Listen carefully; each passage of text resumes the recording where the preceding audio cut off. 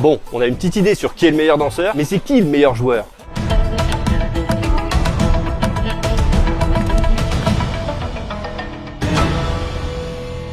L'Égyptien Mohamed Salah et le Sénégalais Sadio Mané ont rendez-vous mercredi en demi-finale de la CAN. Ensemble, c'est 5 saisons à Liverpool, 223 matchs et 35 buts avec les deux impliqués. L'un sans l'autre, ils sont impliqués dans le plus de buts en CAN depuis 2017. 19 pour le Sénégalais et 15 pour l'Égyptien. Jamais Mo Salah avait été impliqué dans autant de buts sur une même CAN. Si on regarde les stats, l'Égyptien est plus buteur et le Sénégalais plus passeur, comme lorsqu'il faisait équipe chez les Reds. Autre exemple de son côté létal, Salah a marqué contre 11 pays différents en Coupe d'Afrique, un record. Mais le Sénégal figure pas encore sur son tableau de chasse. Et on se souvient que lors de la CAN jouée en 2022, c'est Mané qui avait ramené la coupe à la maison. En parlant de coéquipier, le Marocain Achraf Hakimi peut compter sur un soutien de poids. Celui du Brésilien Neymar, avec qui il a partagé le vestiaire du PSG entre 2021 et 2023.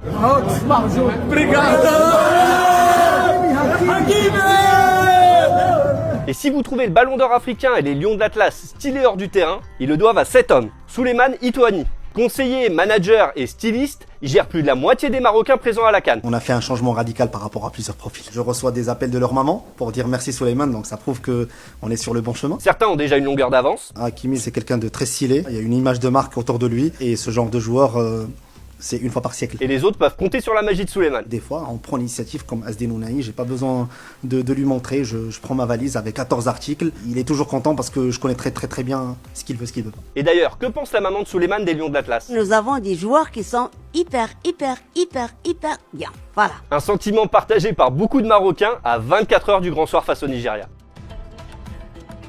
Moi personnellement, je trouve que le Nigeria sont très surcotés. Tactiquement, on va trouver la clé.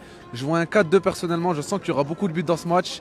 Et je vois bien Hakimi marquer avec Brahim Diaz. Le Maroc en finale. Obligatoirement. Moi je dis Nigeria, un but de Osimhen. Je pense qu'il est en pleine forme et il y aura 1-0. Je pense qu'ils peuvent aller au bout. Moi je l'ai dit, je le redis. Ils font justement belle impression. 3-1 pour le Maroc. Doublé Gigaman. Vous allez voir, but de Brahim Diaz comme d'habitude. Les Nigériens sont super bons, mais on est le Maroc. On n'a peur de personne. Alors je dis 3-1 pour le Maroc, avec un premier but du Nigeria et un retournement de situation avec le Maroc qui presse et qui finit par égaliser et qui revient au score et qui déroule le match par la suite. Je vais pas nier, ça va être un match compliqué, donc je pense un 2-1 pour le Maroc. Et on espère plus, hein, mais on reste raisonnable. Les buteurs, je verrai bien Brahim, il va mettre son but, et un beau Hakimi. Un beau Hakimi, il va mettre le but, il va faire le taf. Le Maroc en finale, j'espère, contre le Sénégal.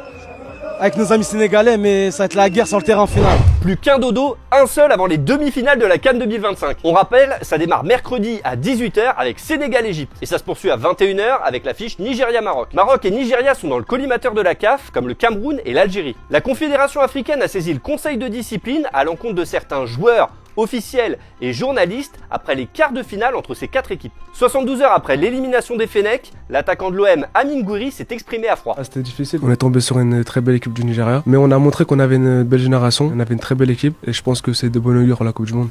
C'était un bon test. Et pour finir, on voulait rendre hommage à Roland Courbis. Notre consultant nous a quittés lundi à l'âge de 72 ans. Éphémère sélectionneur du Niger à la CAN 2012, il a entraîné l'USM Alger dans la foulée. Une expérience africaine qui avait profondément marqué l'ancien entraîneur de l'OM. Ils sont plus que passionnés. C'est pire qu'à Marseille, tout ça? Oui.